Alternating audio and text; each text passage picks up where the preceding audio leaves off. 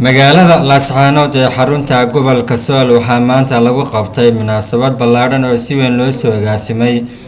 munaasabadan oo lagu taageerayay musharaxnimada madaxweyne ku-xigeen ee xisbiga kulmiye Dr. Saleebaan Ciise Axmed Xagle Toosiye. munaasabadan oo ay ka soo qayb galeen aqoon-yahano, siyaasiyiin, xildhibaanada golaha deegaanka degmada Laascaanood iyo qaybaha kala duwan ee bulshada ku dhaqan gobolka Sool. xafladan qiimaha iyo qaayaha leh oo ay nagu tala galay taageerada Saleebaan Ciise Axmed musharaxnimadiisa madaxweyne ku-xigeenka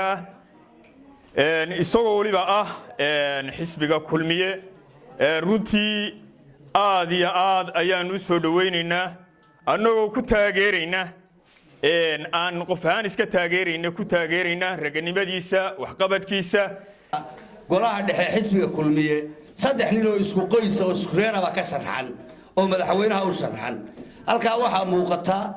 magaca Somaliland ama waqooyi beelihii wada degi jiray in magacaasi uu yahay mid ay saami isu siiyeen hal beel oo kamid ah shanta beelood reer Somaliland way si qaanaado horta madaxweyne ku-xigeenka annaga iska leh haddaan nahay gobolada annaga iska leh hadduu nagaga maqnaa wuxuu nagaga maqnaa waa garanaynaa wuxuu nagaga maqnaa codka ayaa xisbiyadu ku qaadanayeen boorami saaka waxaanu diyaar u nahay codka ku ridno saddexdii xisbiga Somaliland rag bay u xidhan tahay meel laga galo male anigu waxaan oran lahaa gobolada Sool iyo Sanaag xisbigii afraad maxaa loogu ogolaan waayay waxaan leeyahay maxamed jaawac si qaawana ugu leeyahay maxamedow harti gurigiisii annaga fadhina guri reer baati harti baa ku tashaday harti gurigiisii waa Sanaag Sool iyo Buuhoodle dhaqtarka aqoonyahanka ee dhulbaantana hore u doortay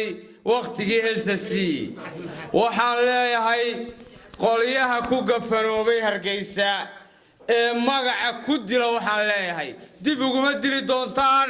harti waa yimi doorashadana wuu gelayaa nomination lagu fadhiyaa ma jirto gabadh baan qabaa lagu fadhiyi maayo gabadh baa dhashay lagu fadhiyi maayo waxaan lagu fadhiyi doonaa cid ku timi codka shacabka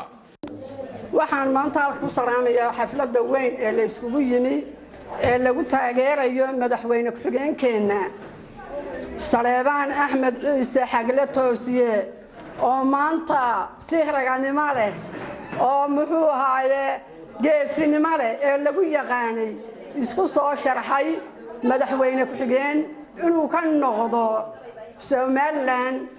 da waxa weeye gobolka Sool maanta yayna weydiin mucaaradnimad baa soo celinaynaa cod laga bixinayaa ma jirto fiitaan dhahayna waxa weeye haddii la keeno Saleebaan soo baxana Sool Sanaag Cayn meel kasta sanaaduqda waan geynaynaa codka waan geynaynaa waanu soo saaraynaa haddii ay maanta kaga seexdaan halkaana hadhowba Sool yaan la weydiin dabkii baan shidaynaa waanu ka baxaynaa waanu waxaynaynaa waxa weeyaan waa in codka noo siiya maanta geesiga isa soo taagay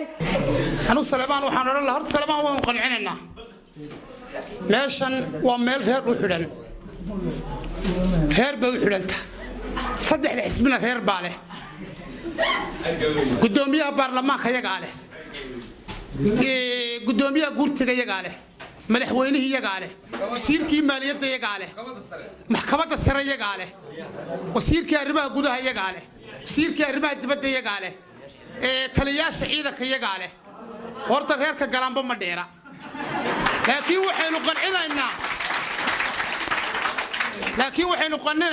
qancinaynaa diktoorka annagu horta reerkan horaan u aragna adiguna inaad ku quusataan doonaynaa waxaa la yidhi Sool iyo Sanaag iyo Cayn doorasho kama dhicin oo maxay doorasho ka dhacdaa ma reer baa meesha haysta ma reer bay u celaysaa Sool iyo Sanaag iyo Cayn doorasho kama dhicin baa la yidhi oo maxay ka dhacdaa ma reer baan daba orodnaa reerkii meelba kama bannaano oo meel walba iyagiiba cidhiil ku taaye waxaan leeyahay habar xabuusho iyo habar magaalle gobolada bari waxba uma ogola hase ahaatee waxaaba soo afjaraya diktoorka دكتور هدي لو يري والله سوليا سناقية عين دورشة كدي عميسو